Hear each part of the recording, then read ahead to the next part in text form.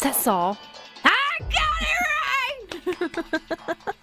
It's that last little bit that I got it right. Okay, it is not Friday, guys, so don't freak out. Or don't get excited, should I say. It is Thursday, but we do have Tanya in the house to talk movies for us this week, a little bit of a day early. But yeah, I saw this one. This is going to be a hard pass for me, Miss Tanya.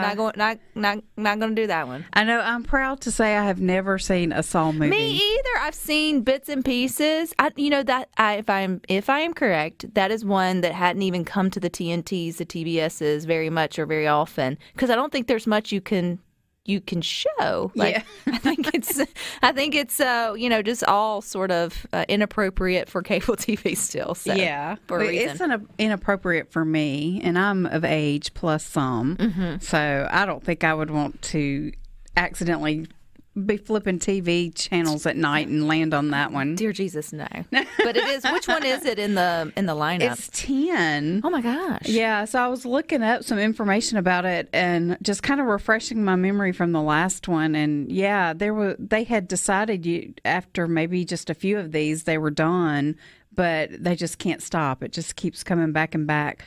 And this one is a bit of a prequel, sort of. The events take place between the timeline of Saul 1 and 2, and John Kramer, who is the jigsaw puzzle man, he is diagnosed with a terminal illness, goes to Mexico to try to get this risky and experimental procedure done, but winds up getting scammed. And so that's when he begins turning the table on con artists, which I suppose is what this series is all about. Like I said, I've never watched it, but... Does anybody ever, Rhino, make it out with all their limbs? Oh, yeah. Okay. Good. Good to know. But the premise is the guy that you're talking about doesn't like that people don't appreciate the fact that they have a life to live.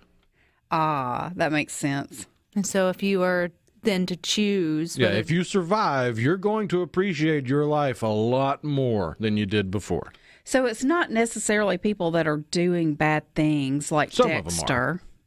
Yeah, like, I don't know if you've ever seen Dexter, but he only goes after like serial killers and stuff. So for some reason, that makes it all okay. Well, it just takes you out of the equation. Yeah. It's like, I am not going to be your target. Right. So I feel a little bit safer. Yeah.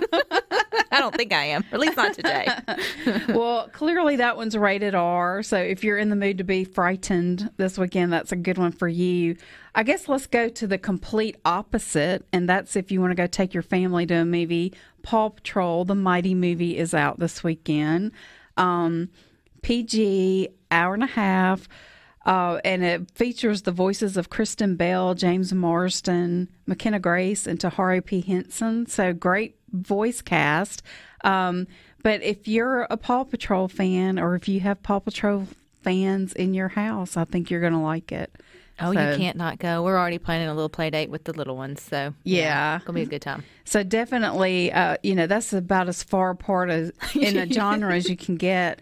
But probably what I think is going to be, there's two other releases that I think are going to be pretty big this weekend. The first one is Dumb Money.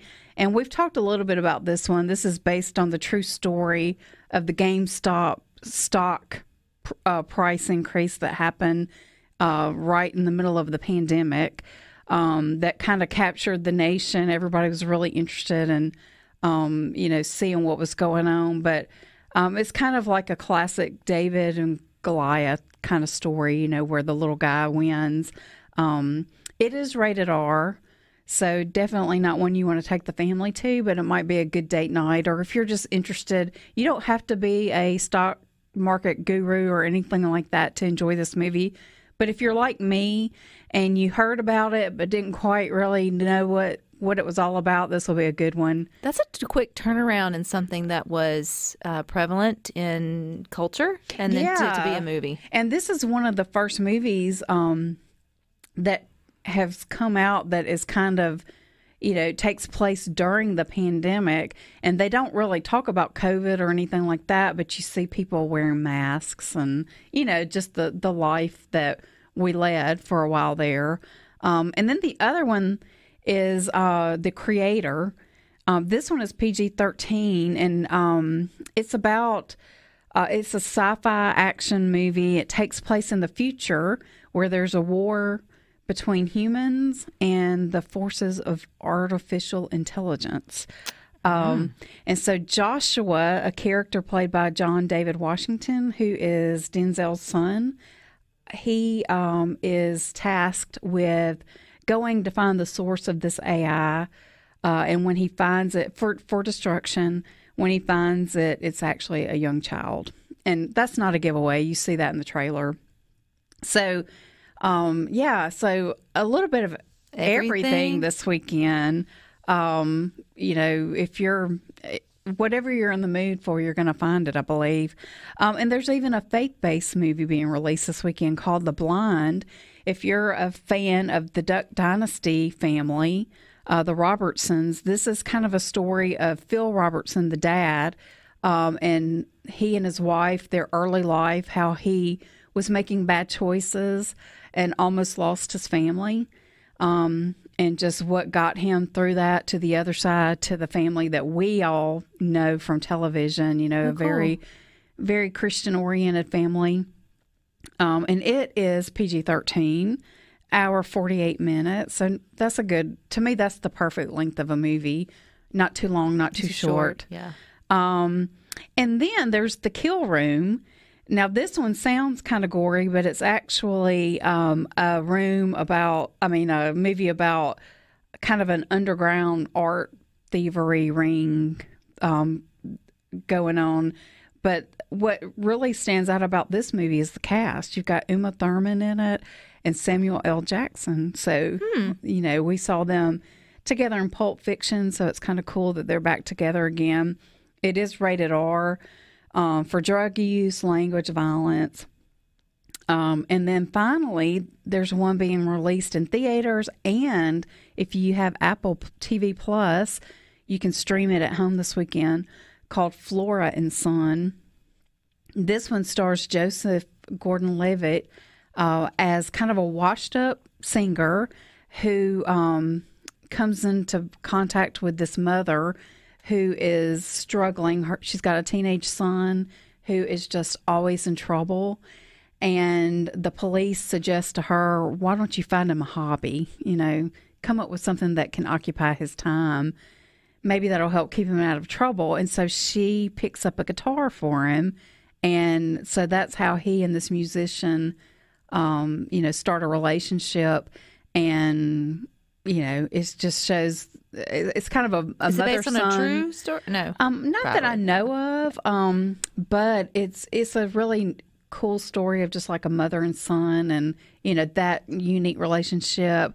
And then how people can really pull each other up when needed. I wonder what their thinking is of doing both in theaters and streaming. I wonder if it's kind of like seeing if it'll push people to get a stream, like to stream it, or they'll still get paid, or go to the theaters and see it, still get paid. I don't know. Yeah, I'm not sure either, because you don't see that much anymore. Of course, we saw it during COVID, but it was more streaming only. Mm-hmm. So it'll be interesting to see how it shakes out. I think The Little Mermaid's finally streaming. It now is, on Disney Plus, and that took a while. Normally, even back whenever you would have to wait for the DVD, there was like that big gap between when it was in the theater to when you would get your DVD. Last DVD we actually bought, because when we travel, we have the kids the Mario, and it felt so weird buying a DVD. I have not bought a DVD and I can't tell you when's the last time I had actually bought like a movie DVD, but we have a little stack for our little thing for the road. But yeah, because that used to be the thing. You would wait for the new release. Well, and you remember there were rows and rows of them, and now it's like one tiny little section. Or you have to buy them, online. That was like the big thing. You would wait and have you go to the new releases and either purchase them, or at that time you were still going to Blockbuster or those type of places. And so, I think it'd be cool to see the DVDs coming back. I can't be the only one that's bought one here recently. Well, vinyl made a comeback, so who knows what'll happen. In 20 years, our kids will be buying DVDs again. The only thing I appreciate about no DVD is space. Oh, yeah. But then some of you worked that into your decor. It was like you had and you knew who was OCD. They were in alphabetical order, and then you had the others to just sort of put it up there. All right, not seeing Saul, but appreciate the fact that it's number 10 is coming out. But yeah, thank you, Tanya, for giving us our opportunities this weekend to see movies. You guys stick with us. We got more for you coming.